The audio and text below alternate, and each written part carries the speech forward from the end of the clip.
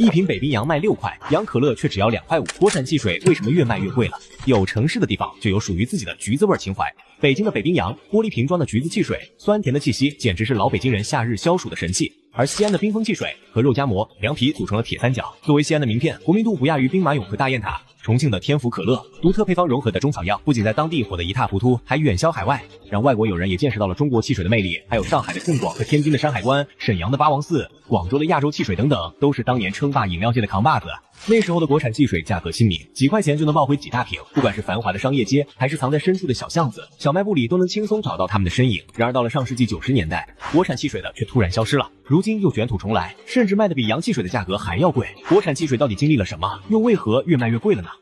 上世紀80年代末，全球2大洋巨頭可口可樂和百事可樂进入中国。他們憑借雄厚的經濟實力以及先進的生產技術和營銷策略，電視上、報紙上、大街上，到處都是國際飲料巨頭，消費者想不看到都難。於是，洋汽水很快就在中國掀起了一股熱潮。同時，他們還了解到國內的8大王汽水，於是向本土飲料企業伸出了橄榄枝，搞起了合作。在这场合资潮中，國內7大本土飲料先後被可口可樂、百事可樂掌控，隨後又被隱藏。只有西安的冰峰在目睹了同僚被雪藏後，長了個心眼，在與百事談合作時，要求百事不能干擾冰峰的運營，這才有幸能存當年國產8大汽水種幸存下來。雖然逃過了百事圍剿，但冰峰的日子也是過得緊巴巴。到了2011年，國潮風興起，各行各業憑借這股潮流往上衝，本就有着國產汽水名號的8大王也紛紛踏上了回歸路。11月，消失了10幾年的北冰洋重返市場。重慶的天府可樂連續3年向百事討回自己的飲料配方和品牌，終於在2016年正式宣布復出。而瀋陽八王寺也成功回歸，並還原了30多年前汽水的味道，重新被消費者認可。此外，武漢的2廠汽水、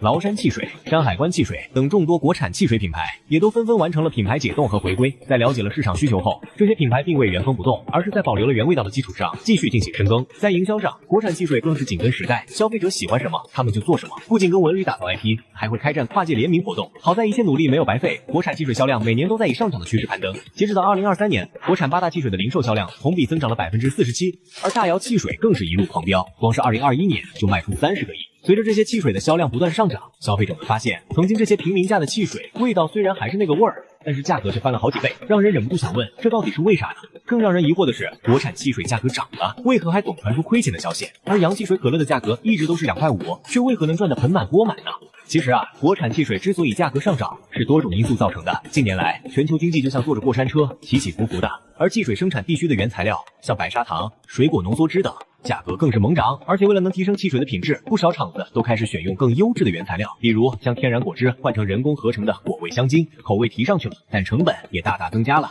還有包装的成本，如今互聯網盛行，消費者對包装的追求也越來越高，不僅要環保，還得要拍照好看，因此國產汽水只能在包裝設計上煞費苦心。一方面找設計团队的費用，另一方面採用的易拉罐、塑料瓶的材料比普通材料的價格貴不少，使得包裝成本大幅增加。此外，路途上的運輸成本，從廣告宣傳到跨界合作的營銷成本也會增加，在國產汽水身上最終都轉嫁到了消費者。比如大姚汽水簽下了吳京做代言人，還在地鐵站、公交站、電梯間等場所投放大量廣告，來提升知名度和銷量。但國產汽水賣如此高的價格，為何還有部分品牌存在虧錢情況呢？與可口可樂、百事可樂這些國際飲料相比，國產汽水品牌的規模都普遍較小，導致產品分攤的固定成本，像房租成本的費用就會很高。即使產品價格上漲，也很難覆蓋掉這些高昂的固定成本。而且一些國產汽水品牌只能在局部地區售賣，這樣更是壓縮了消費群體。再者就是國產汽水搞的營銷，實際投入與產出並沒有達到正比。一些品牌過於注重短期的營銷效果，忽略了品牌的長期建設，最終導致營銷資源浪費。例如重慶的天府可樂，2021年公司的淨虧損就達到1832萬4千7。儘管曾經是中國可樂市場的巨頭，但還是沒能幸免。如今越來越多的新興飲料品牌迅速崛起，在一定程度上分流了國產汽水的市场份額，導致國產汽水的價格只能選擇在5、6塊錢，甚至是更貴，是可口可樂價格的2、3倍。這麼多年，國外的洋可樂，無論是可口還是百事，這麼多年都能做到不漲價，這又是為何呢？首先啊，可樂和百事是全球汽水的2大巨头，雙方已經競爭多年，只要一方敢漲價，另一方就能直接搶占市場。其次，這2大巨頭的可樂銷量動不動就能破幾億罐，一罐賺上1毛錢都是盈利的，走的就是薄利多銷的路子。在這種情況下，2大可樂巨頭壓根不需要漲價。從消費者的角度來看，去商店買汽水只會考慮2件事：價格和口感。可口可樂和百事可樂在這2點上都比國產汽水略勝一籌，自然就選了洋汽水。國人也想為情懷買單，奈何心有餘而錢不夠，總不能硬着頭皮一直為情懷買單吧。從2022年起，國產汽水的銷量就一年比一年高，目前已經占領35%的市場份額。未來国產汽水想要在汽水界站穩腳跟，成本上還得再往下摳，否則哪一天就又會不知不覺被消費者雪藏了。國產汽水接下來要打的仗遠比過去複雜。